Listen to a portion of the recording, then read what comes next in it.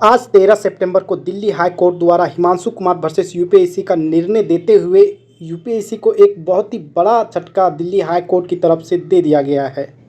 UPSC की तरफ से लगातार इस बात का रट लगाया जाता रहा है कि ऐसे केसेस को जो आंसर क्यू से संबंधित है वह भी रिक्रूटमेंट प्रोसेस का भाग है और इसीलिए इस केस को दिल्ली हाई कोर्ट द्वारा नहीं सुना जा सकता है। लेकिन दिल्ली हाई कोर्ट ने विभिन्न तथ्यों को देखते हुए इस पिटीशन को एक्सेप्ट कर लिया है तथा इसकी नेक्स्ट हियरिंग 26 सितंबर को दे दिया है तथा साथ ही इस बात पर भी बल दिया कि इसका जजमेंट तुरंत जो है इसके ऑफिशियल वेबसाइट में अपलोड भी कर दिया जाएगा, अर्थात जजमेंट में किसी भी तरह का देरी नहीं की जाएगी। और इस निर्णय तक पहुंचने में दिल्ली हाई कोर्ट ने लगभग पुराने आधे दर्जन केसेस का जिक्र किया है, साथ ही आर्टिकल 323A का भी जिक्र किया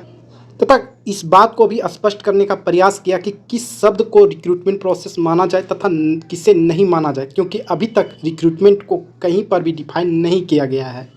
तथा दिल्ली हाई कोर्ट ने इस बात को भी नोट किया कि छात्रों का लीगल राइट, फंडामेंटल राइट तथा एग्जाम फेयर रूप से प्ले हो व राइट टू नो के अधिकार का उल्लंघन नहीं होना चाहिए। वह उसका एक अधिकार है जिसे उसे मिलना ही चाहिए